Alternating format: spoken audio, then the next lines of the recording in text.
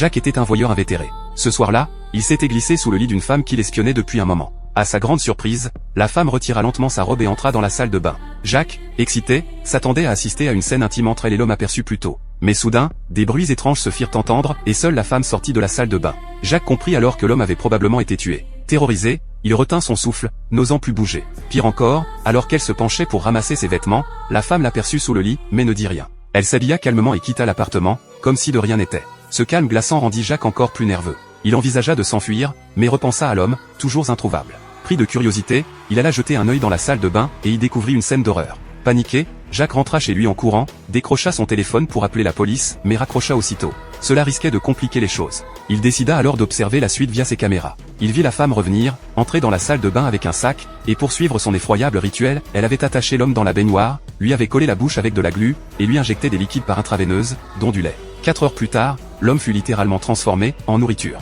Jacques la vit ensuite enfiler un pyjama et le tuer sans ciller. Bouleversé par cette vision, il n'en restait pas moins fasciné. Car cette femme était sa locataire. Car Jacques aussi était un déséquilibré, propriétaire de l'immeuble, il avait dissimulé des caméras dans toutes les chambres pour observer les faits et gestes de ses locataires.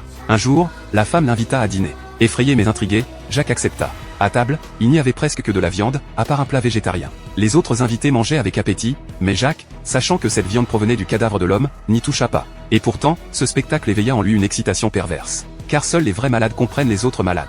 Depuis l'installation des caméras, Jacques avait découvert les secrets les plus sombres de chacun de ses locataires. Lisa, chambre 102, paraissait être une employée de bureau rangée, mais ramenait un homme différent chaque nuit. Celui de la 103 était encore plus dérangé, un voyeur comme Jacques, qui utilisait un télescope pour observer Lisa, s'introduisait chez elle en son absence, portait ses vêtements, dormait dans son lit, et allait jusqu'à lécher ses toilettes.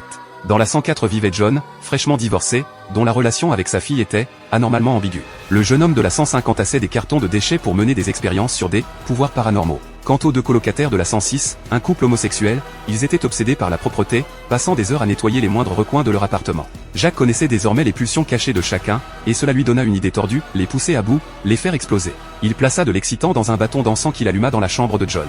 Il versa aussi un sédatif dans la boisson d'un autre homme, le déshabilla et le déposa inconscient ailleurs. Concernant l'autre voyeur, il afficha une fausse annonce disant qu'une clé avait été perdue, espérant que celui-ci la trouverait. Et il plaça la clé pile devant sa porte. Jacques savait qu'il ne la rendrait pas, mais s'en servirait pour entrer dans l'appartement de Lisa. Ce fut le cas, chaque nuit, il y pénétra en cachette. John, de son côté, inhalait chaque soir l'encens trafiqué, s'enfonçant un peu plus dans ses pulsions. Pendant ce temps, la femme poursuivait ses meurtres.